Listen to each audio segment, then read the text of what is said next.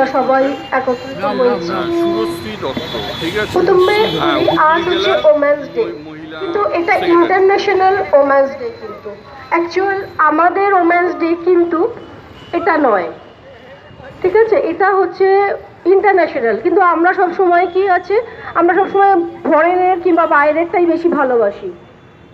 যাক সে কথা, কিন্তু আজ এখানে আমরা যে কারণে সমবেত হয়েছি এই যে মানুষগুলোকে দেখছেন, এরা হয়তো সাময়িকভাবে এরা হ্যান্ডিক্যাপ বলা যায় কিংবা স্পেশাল মানুষ বলা যায়, কিন্তু সেটাও তো ভগবানই এইভাবে তৈরি করেছেন, নিশ্চয়ই কোনো কারণ আছে।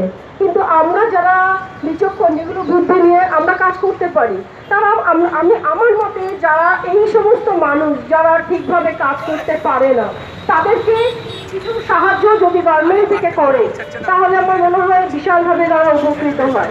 আমাদের যারা হাত পা সব কিছু ভগবান দিয়ে পাঠিয়েছে, আমরা তো কাজ করে খেতে পারি, কিন্তু এদের তো দুমুঠো ভাতের অন্নটা তো আমাদেরকেই জোগাড় করে দিতে হবে।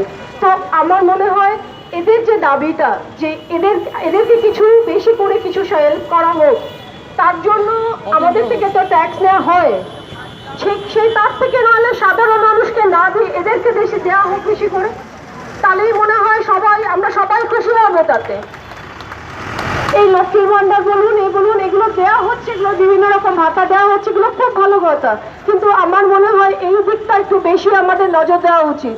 যারা স্পেশাল মানুষ যারা, তাদের জন্য আমরা যদি এইটুকু সবাই মিলে করতে পারি, তাহলে আমরা ভীষণভাবে আমাদের মুখ্যমন্ত্রীর কাছে আমরা ভীষণভাবে কৃতজ্ঞ থাকবো। সবার হয়ে আমি এইটুকুই তার কাছে অনুরোধ করছি।